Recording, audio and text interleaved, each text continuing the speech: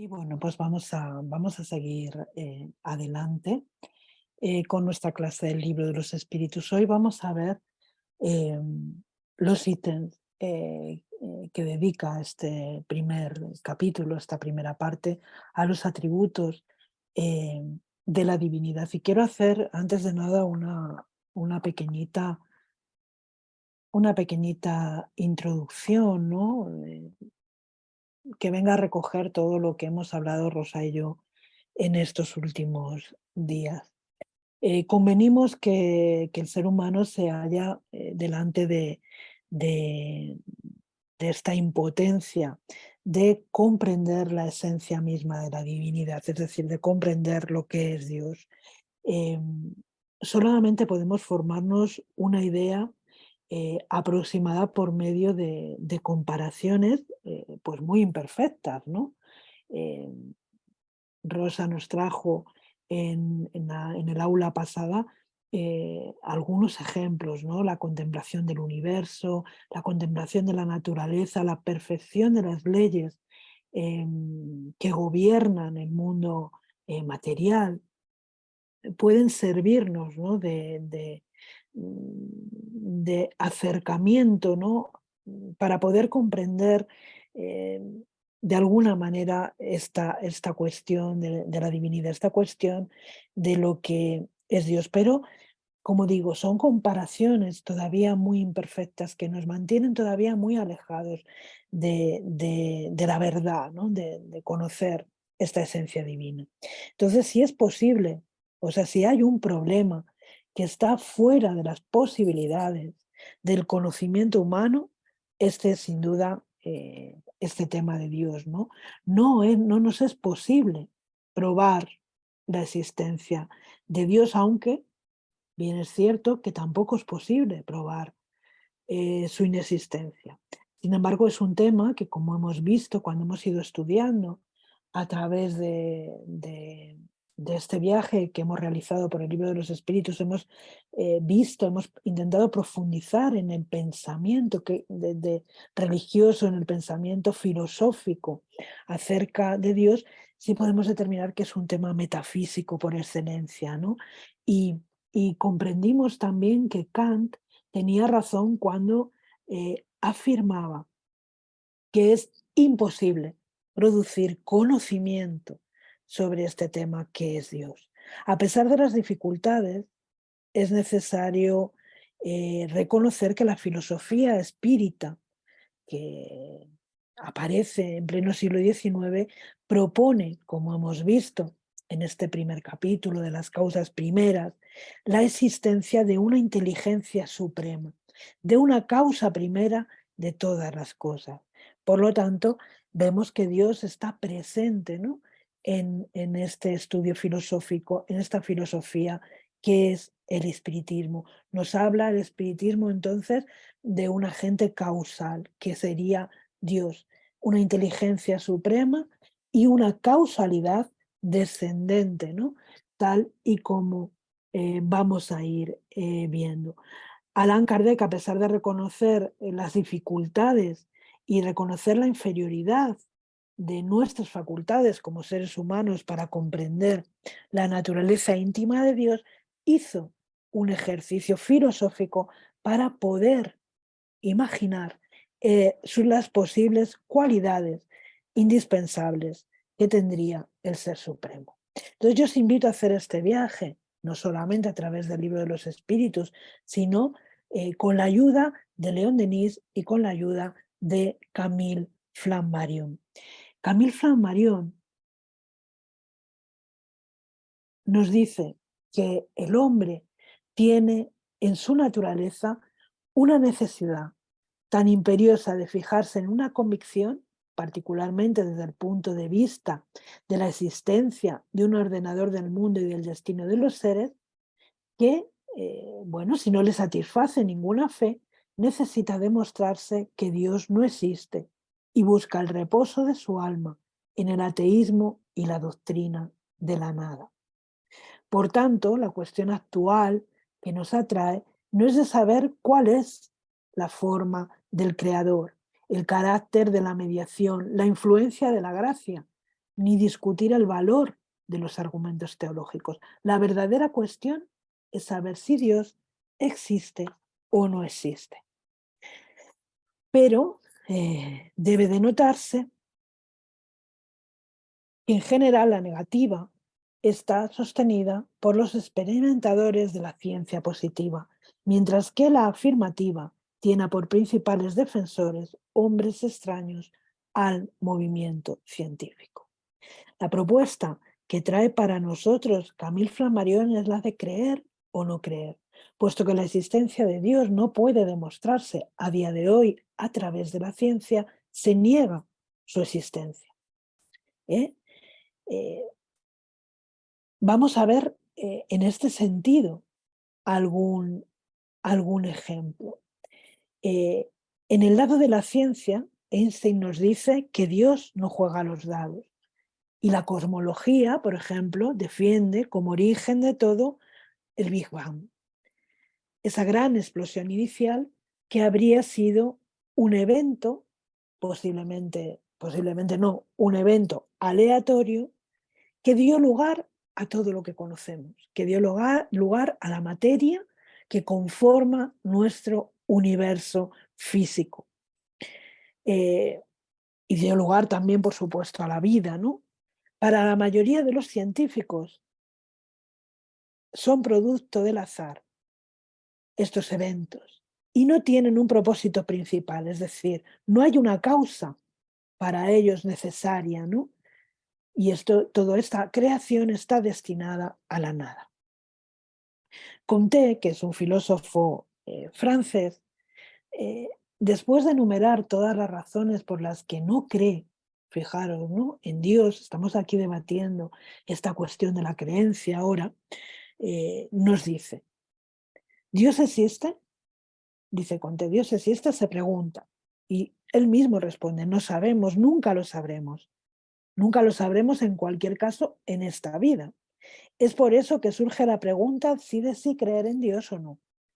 El lector ahora sabe por qué por mi parte no creo. Primero, porque ningún argumento demuestra su existencia. Después, porque ninguna experiencia lo atestigua. Y Comte negaba absolutamente que a través de la observación del mundo que nos rodea, a través de la observación de nosotros mismos, de nuestra esencia, de quiénes somos, pudiéramos llegar a convencernos de la existencia de Dios.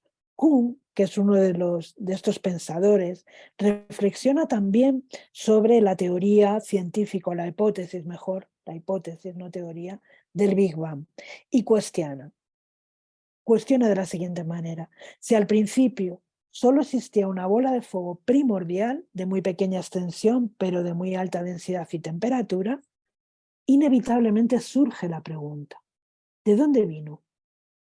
¿De dónde vino? ¿Qué causó la gigantesca e inimaginable explosión primordial? ¿De dónde vino la inmensa energía de la expansión cósmica? ¿Qué fue lo que causó ese gran impulso inicial? Como vemos, la ciencia achaca este impulso al azar, ¿no? Como ya se ha explicado tantas veces, pero es un azar que genera fenómenos inteligentes. Y esto causa una gran perplejidad en el observador, en el pensador. No podemos negar, además, que en el planeta Tierra observamos un proceso evolutivo de los seres que va de lo simple a lo complejo, no solo desde el punto de vista orgánico y biológico, porque también en lo que es intangible o lo que consideramos intangible se va a detectar esa inteligencia básica que puede convertirse, que puede llegar a desarrollar una inteligencia compleja y evolucionar desde la inconsciencia a la conciencia dentro del área de la psicología.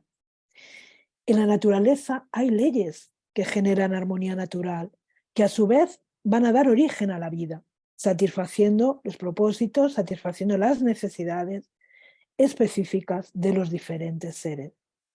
León Denis nos va a decir o va a expresar su creencia en este poder superior al ser humano, en este ser divino. Y nos dice que el mundo físico o moral está gobernado por leyes y estas leyes, establecidas de acuerdo con un plan, van a denotar una inteligencia profunda. Una inteligencia profunda de las cosas que gobiernan. No provienen de una causa ciega. El caos y el azar no serían capaces de producir orden, de armonizarlo. Tampoco emanan de los hombres, que, seres pasajeros, limitados en el tiempo y en el espacio, no podrían crear leyes permanentes y universales. Para explicarlas lógicamente, es necesario volver al ser que genera todas las cosas. Los pensadores contemporáneos van a tener razón cuando dicen que no es posible probar la existencia de Dios. Y así niegan un poco, ¿no?, este planteamiento que nos hace Santo Tomás de Aquino, que nos hizo Santo Tomás de Aquino en la Edad Media. Después de todo, ¿cómo nosotros, que somos relativos, podríamos medir lo absoluto? ¿Cómo, con qué regla podríamos medir el infinito? El espiritismo va a defender como uno de sus postulados básicos esta existencia de Dios. Es necesario, como vamos a ver, reconocer esas limitaciones humanas, ideológicas, lingüísticas, epistemológicas para poder abordar este tema. Nosotros, espiritistas, valoramos la contribución y los descubrimientos de la ciencia, por supuesto, y tenemos que entender la idea de que Dios debe abarcar todos los logros científicos de la humanidad, distanciándose del mito, distanciándose de la creencia. Fijaros, vamos a seguir adelante porque Flammarion nos dice algo que ya hemos hablado en las clases anteriores, ¿no?, que la ignorancia había humanizado ese Dios. Y la ciencia lo diviniza si es que este pleonasmo no ofende, dice Camille Flammarion, los oídos gramaticales, ¿no? La ciencia pondrá a Dios en su lugar, en su sitio, porque conforme van avanzando los descubrimientos, van avanzando los conocimientos científicos de toda índole, vamos siendo más conscientes, ¿no?, de lo que es ese Dios, de lo que significa ese Dios. Pero claro, en otro tiempo, como nos dice Camille Flammarion, ese Dios fue hombre. Al presente, al día de hoy, es Dios. La fe del carbonero, tan ensalzada no hace mucho tiempo, no es ya la verdadera fe. El credo, qui absurdum, es un doble absurdo. El Ser Supremo, creado a imagen del hombre, ve actualmente esta imagen borrarse poco a poco para dejar en su lugar su realidad sin forma, porque la forma, la definición, el tiempo, la duración, la medida, el grado de poder o de actividad, la descripción, el conocimiento, no se aplican ya a Dios. Ahora se principia conocerlo. Estamos en un momento de nuestra existencia, de nuestra evolución, de nuestra comprensión, que tenemos que dejar absolutamente de lado esta, esta imagen que tenemos de Dios, de un Dios intervencionista, de un Dios creado a nuestra imagen y semejanza, con atributos netamente humanos, muy alejados de los verdaderos atributos que veremos después, ¿no?, que tiene la divinidad. Atributos humanos que le empequeñecen, que lo hacen mm, débil, que hacen una construcción de esa imagen de Dios absolutamente frágil y presta a desmoronarse a la menor contrariedad, ¿no?, al menor cuestionamiento. La mayoría de los que creen en Dios, continúa Flammarion, se presentan a este ser desconocido como un hombre superior, sentado en alguna parte, por encima de nuestras cabezas, que desde allá arriba preside las acciones terrestres. Está dotado de una excelente vista, de un oído no menos perfecto, tiene las riendas del mundo y en caso de necesidad llama a un ángel que esté a de servicio para enviarle a poner corriente un mecanismo, algo enmohecido. Fijaros la imagen, ¿no? Todavía muy integrada en el pensamiento mágico de muchas personas de lo que es Dios, ¿no? Es un ser antropomórfico, sentado en algún lugar en el universo, desde el cual lo dirige, envía a sus emisarios, eh, eh, es intervencionista, ¿no? Está presente en todo, interviene en todas nuestras acciones, marca nuestros destinos. Bueno, pues esta es la imagen de Dios que todavía como digo, está muy asimilada dentro del pensamiento de muchas personas, pero que poco a poco, como hemos hablado en otras ocasiones, hay que ir deconstruyendo para ofrecer esta imagen de Dios mucho más real y mucho más aproximada. Resulta de los progresos generales de la ciencia, decíamos, que la idea vulgar sobre Dios está atrasada y en comparación del resultado filosófico de esos inmensos progresos, ha llegado a ser mezquina e inaceptable.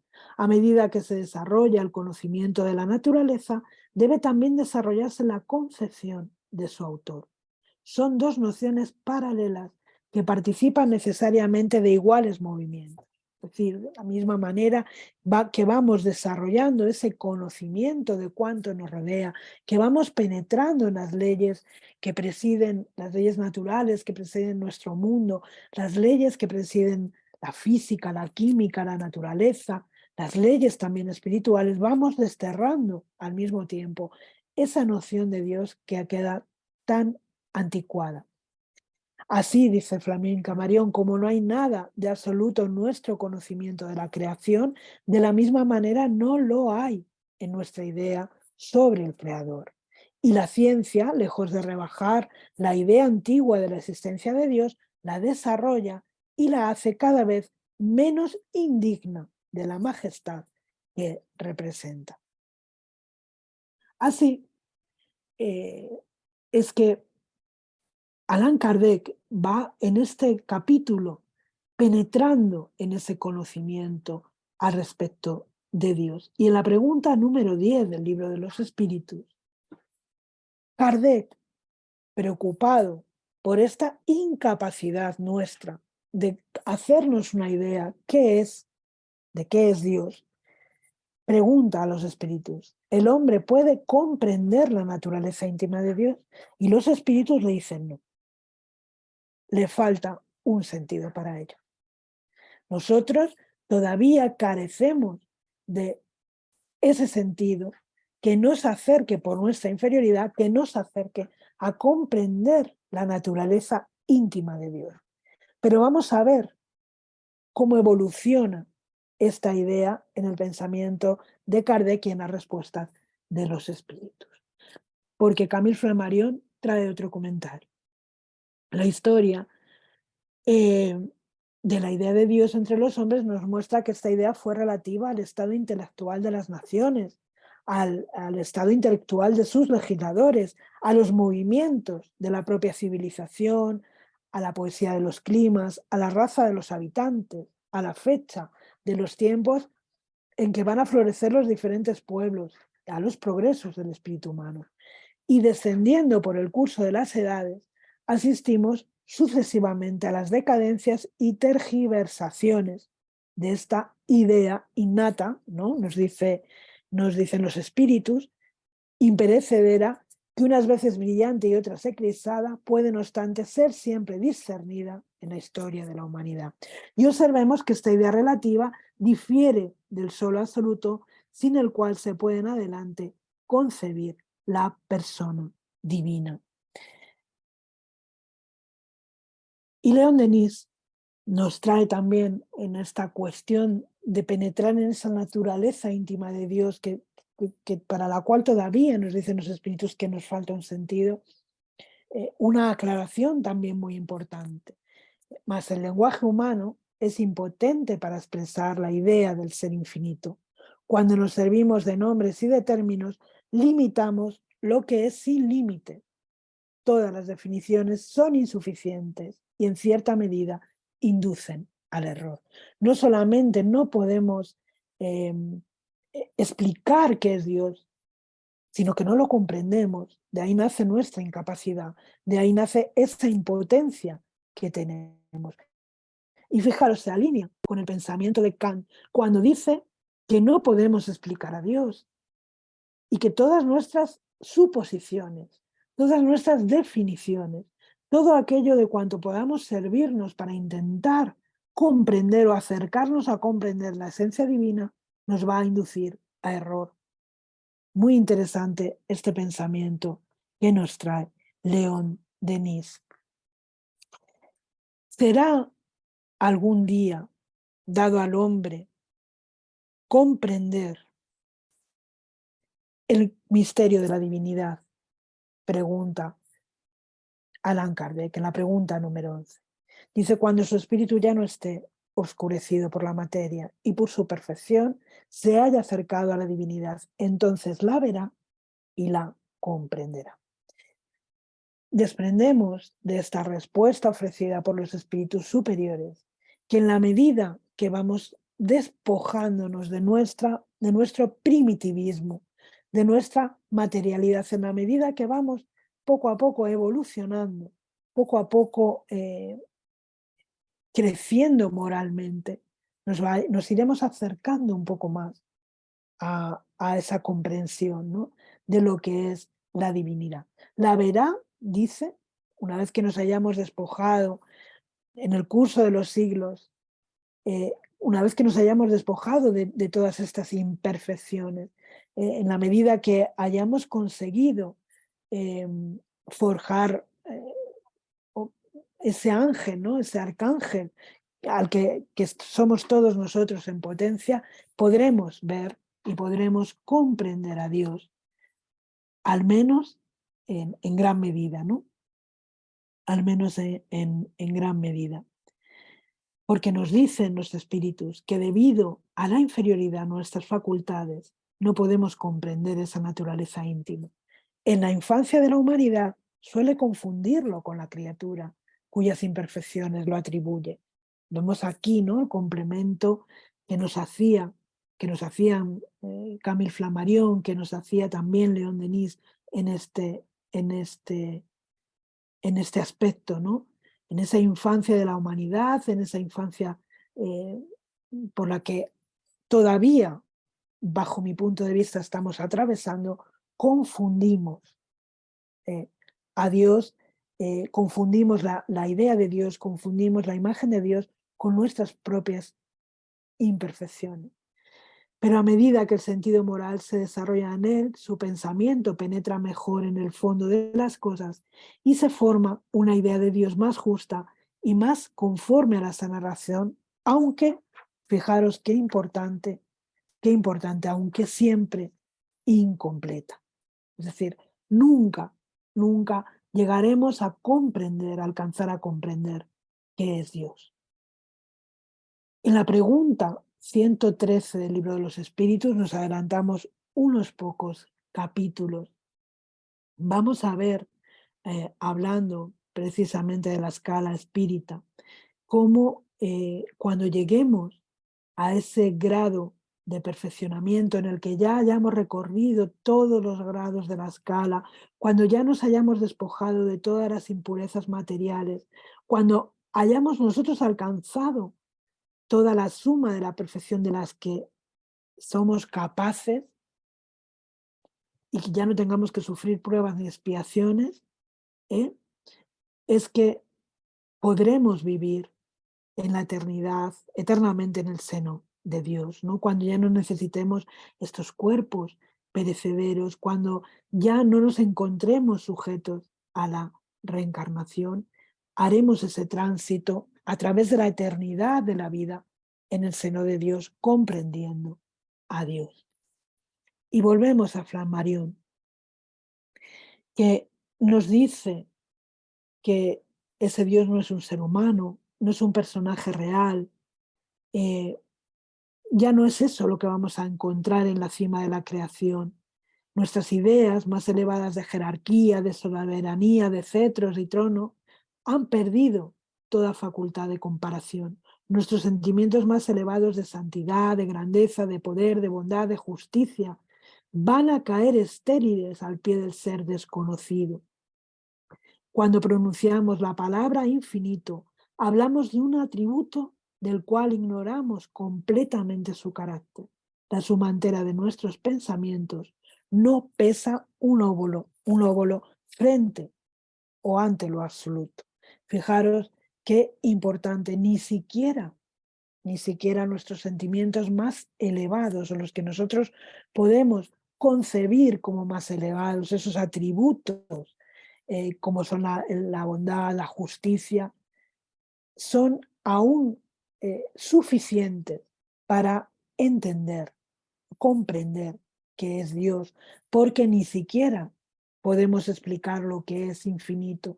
Somos seres limitados, por lo tanto, como hablamos en las clases anteriores, la concepción de infinitud, de eternidad, es algo que no podemos comprender, es algo de lo cual ignoramos, como dice Flammarion, completamente el carácter. No es necesario meterse en el laberinto de lo desconocido para llegar a la certidumbre de la existencia de Dios. Quizá también ciertos espíritus inclinados al misticismo correrían un peligro funesto si se obstinasen en vivir en las oscuridades de un misterio impenetrable. Verdaderamente es de muy difícil formarse sobre el Ser Supremo la noción científica que acabamos de dejar percibir. Hasta los espíritus más reflexivos encuentran grandes obstáculos para penetrar así sucesivamente de lo conocido a lo desconocido, de lo visible a lo invisible, de la ley manifestada a la ley pensada, de la fuerza sensible a la fuerza original. Y estamos tan íntimamente convencidos del trabajo que necesita la inteligencia humana para llegar a esa noción filosófica del Dios de la naturaleza, que no queremos insistir más sobre esta concepción por temor de que una contención de espíritu demasiado profunda nos oscurezca esta misma idea. A las almas que comprenden la importancia y el interés de estos problemas toca pensar a veces en sus horas de soledad, en la revelación de Dios por la ciencia de la naturaleza y descender o elevarse, en astronomía es idéntico, a través de los velos de la apariencia corporal hasta la causa virtual que mueve todas las cosas con orden y armonía y que todo dispone según su peso y su medida. Fijaos esta reflexión maravillosa, ¿no?, que nos presenta aquí también Camille Flammarion. No podemos insistir sobre esta concepción de Dios por esto mismo que nos han respondido, que respondieron los espíritus Allan Kardec. Nos falta un sentido para ello. Por lo tanto, intentar seguir comprendiendo lo incomprensible, lo incognoscible para nosotros, puede llegar a oscurecer, como dice él, esa misma idea. Em, Conoceremos a Dios a través de la revelación que poco a poco la ciencia nos irá haciendo al respecto de nuestro mundo, ¿no? Cuando consigamos penetrar también y rasgar los velos de esta apariencia corporal, ¿eh? Pudiendo alcanzar así esa causa de todo, ¿no? Esa causa primera, esa inteligencia suprema, causa primera de todas las cosas. Y sigue el libro de los espíritus indagando: si no podemos comprender la naturaleza íntima de Dios, podemos tener idea de alguna de sus perfecciones. Y dicen los espíritus: de algunas sí. El hombre las comprende mejor a medida que se eleva por encima de la materia. Las vislumbra con el pensamiento. Cuando somos capaces de escapar del influjo material, ¿no?, en nuestras meditaciones, en nuestras reflexiones, cuando conseguimos elevarnos por encima de lo inmediato, por encima de lo efímero, podemos vislumbrar con el pensamiento a esta naturaleza íntima de Dios. Cuando prestamos atención a lo que ocurre a nuestro alrededor, cuando observamos con los ojos del Espíritu la sabiduría, la bondad, la justicia que hay en todas las cosas, en todos los procesos morales y también en los procesos naturales que se operan alrededor nuestro. El orden universal que reina en la naturaleza, la inteligencia revelada en la construcción de cada ser, la sabiduría esparcida sobre todo el conjunto como la luz de la aurora y sobre todo la unidad del plan general, regida por la ley armoniosa de la incesante perfectibilidad, nos representan en adelante la omnipotencia divina como el sostén invisible de la naturaleza, como su ley organizadora, como la fuerza esencial de la cual derivan todas las fuerzas físicas y de la cual son estas otras tantas manifestaciones particulares. Puédese, pues, considerar a Dios como un pensamiento inmanente, residiendo incontrastable en la esencia misma de las cosas, sosteniendo y organizando él mismo así las criaturas más humildes, como los vastos sistemas de soles, porque las leyes de la naturaleza ya no estarían fuera de este pensamiento, no serían sino su expresión eterna. Qué maravilla este comentario de Camille Flammarion acerca de esa esencia divina que todo lo preside. Y León Denis nos dice, pues bien, todos estos modos de sentir y de concebir nos revelan igualmente a Dios, ya que en la bondad, la belleza y la verdad solo se encuentran en el ser humano en estado parcial, limitado. Fijaros qué maravilloso también, ¿no? Este pensamiento, limitado e incompleto. La bondad, la belleza y la verdad solo pueden existir con la condición de encontrar su principio, su plenitud, su fuente, en un ser que las posea en estado superior, en estado infinito. Y ese ser es Dios. Dios es incognoscible en su esencia, en sus profundidades íntimas, pero se revela por toda su obra en el gran libro abierto ante nuestros ojos y en la hondura de nuestro ser. Basta mirar para adentro, basta ver nuestras complejidades desde el punto de vista material, como también desde el punto de vista moral, psicológico, emocional. Basta ver en nosotros esos atisbos de bondad, esos atisbos de justicia, esos atisbos de piedad o misericordia con el prójimo, para darnos cuenta que si nosotros eh, tenemos estos atributos, que no tendrá este Dios que es eterno, que es inmutable, que es infinito, ¿cómo vamos a ver, no? Y que esos atributos que nosotros tenemos por ser seres creados tienen que estar representados en su máxima expresión, en este creador, en esta causa primera de todas las cosas. Cuando decimos que Dios es eterno, pregunta Allan Kardec, infinito, inmutable, inmaterial, único, todopoderoso, soberanamente justo y bueno, no tenemos una idea completa de sus atributos. Y fijaros la respuesta de los espíritus, dicen desde vuestro punto de vista, sí, porque vosotros creéis abarcarlo todo. Sin embargo, sabed que hay cosas por encima de la inteligencia del más inteligente de los hombres, para las cuales vuestro lenguaje, limitado a vuestras ideas y sensaciones, carece de expresión. La razón nos dice, en efecto, que Dios debe tener esas perfecciones en un grado supremo, pues si le faltara una sola de ellas, o si no la poseyese en un grado infinito, no sería superior a todo y por consiguiente no sería Dios. Para estar por encima de todas las cosas, Dios no debe sufrir ninguna vicisitud, ni tener ninguna de las imperfecciones que la imaginación pueda concebir. Esto es muy importante para desterrar finalmente esa idea de Dios eh, que se ha generado a través de los siglos, a través del tiempo, que hemos dicho que ya no satisface, ¿no?, a las mentes racionales, este Dios que tiene nuestros mismos defectos, ¿no?, que actúa con venganza, que actúa, eh, que se complace en causar el mal, en causar el daño, que se complace en ver cómo sus criaturas sufren. Esto tiene ya que, mm, mm, tenemos que acabar de desterrar esta idea de este Dios que se nos ha planteado a lo largo de la historia y dar paso a este pensamiento racional acerca de la idea de Dios que nos plantea la doctrina espírita. Los atributos de Dios se van a definir a partir del concepto fundamental de atributo divino, que no es más que la perfección característica de Dios, perteneciente al ser divino y que es capaz de ser manifestado a sus criaturas. Vamos a ver estos atributos de Dios en dos agrupaciones, los atributos naturales. Sabemos que Dios es eterno, porque si hubiera tenido un principio habría salido de la nada o habría sido creado por un ser anterior.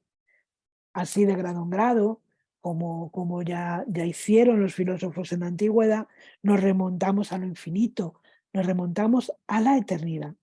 He puesto estos salmos o estas anotaciones del Antiguo y del Nuevo Testamento para que eh, podáis indagar, ¿no? en un poco en estos atributos, en cómo se habla de ellos en los libros, en la Biblia, en el Antiguo y en el Nuevo Testamento. Dios también es inmutable.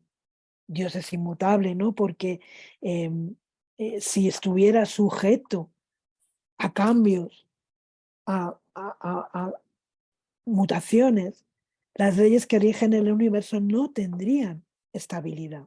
Dios puede cambiar, perdón, Dios no puede cambiar, no puede cambiar su naturaleza y no puede cambiar su conducta.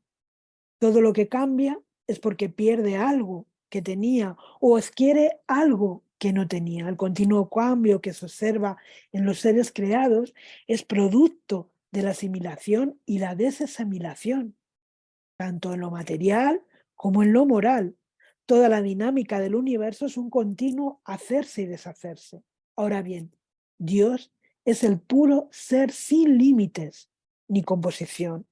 Por lo tanto, no puede perder nada de lo que tenía, porque quedaría limitado, pero tampoco puede adquirir nada nuevo, porque quedaría compuesto. Quiere decir que antes habría estado incompleto.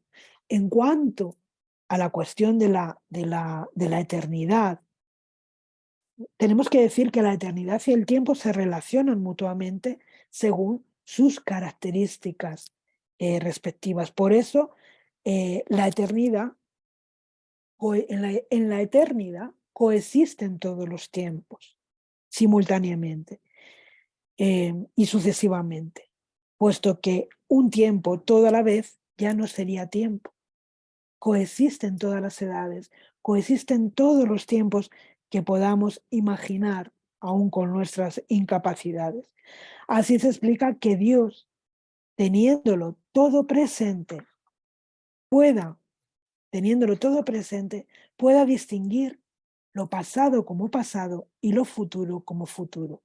Es como si una persona desde lo alto de una montaña viese continuamente pasar un grupo de personas, mientras que aquellos que pasan solo ven lo que tienen delante. Y es infinito, Dios también es infinito, porque si no abarcara el más y el menos de toda esencia y de toda manifestación no sería único, ya que todo aquello que no procediera de él procedería de otro ser o de otra causa que lo reduciría. ¿De acuerdo? Dios es, hemos dicho que es inmutable, hemos dicho que decimos que es omnipresente, porque Dios es inmenso, Dios no tiene medida, no tiene extensión, no está sujeto a las limitaciones que el tiempo y el espacio imponen. Siendo Dios un espíritu infinito, penetra todo el espacio, está presente con toda plenitud de su ser en todos y cada uno de los lugares existentes y posibles. Es omnisciente también. El conocimiento de Dios es perfecto. Así decimos que es omnisapiente. Este atributo significa, nos quiere explicar que Dios lo sabe todo y sabe de todo. Él es el perfecto matemático, el perfecto legislador, el perfecto pintor, el perfecto químico y todos los buenos oficios que han existido y que existirán. Nada escapa al conocimiento supremo de Dios. Tenemos, por otro lado, los atributos que vamos a reconocer como atributos morales. Dios es amor, es justicia, es verdad, es sabiduría, es santidad, es perfecto en todos esos atributos, es inmaterial, no lo hemos nombrado. Eso significa que la naturaleza de Dios difiere de todo lo que llamamos materia. Si no, no sería inmutable, ¿no? Como hemos dicho, porque estaría sujeto a esas transformaciones de la materia. Es único, por supuesto, ¿no? Si hubiera muchos dioses, no habría unidad eh, de miras y unidad en el poder, ¿no? De ordenamiento del universo. Es todopoderoso porque es único. Si no tuviese el poder soberano, pues eso querría decir que habría un Dios, habría alguien más poderoso que él, o por lo menos tan poderoso como él. Y no habría hecho todas las cosas, porque las que no hubiera hecho serían obra de otro Dios. Es soberanamente justo y bueno. La sabiduría providencial de las leyes divinas se va a revelar tanto en las más pequeñas como en las más grandes cosas, ¿no? Esa sabiduría no da lugar acerca de su justicia, acerca de su verdad. Sin embargo, todo revela y manifiesta tu presencia. Todo lo que en la naturaleza y en la humanidad canta y celebra el amor, la belleza y la perfección, todo lo que vibra y respira es un mensaje de Dios. Las fuerzas prodigiosas que animan al universo proclaman la realidad de la inteligencia divina. Igualmente, la majestad de Dios se manifiesta en la historia a través de las acciones de las almas grandes, y como olas gigantescas traen a las orillas terrestres todas las potencias de las obras de sabiduría y amor. Dios está en cada uno de nosotros, en el templo viviente de la conciencia. Allí es el lugar sagrado, el santuario, donde se oculta la chispa divina. Y para terminar, solo recordar que todos estos atributos que, de los que hemos hablado están como gérmenes dentro de nosotros mismos para que vayamos a desarrollarlos. El amor, la justicia, las nociones de la misericordia, de la sabiduría, del conocimiento, están en todos y cada uno de nosotros en germen. Esa es la herencia divina. Fuimos creados a imagen y semejanza de Él. Y esto lo explica que tengamos en germen todos esos atributos que manifiesta la divinidad en grado sumo. Ahora sí terminamos nuestra clase de hoy. Gracias y buenas tardes.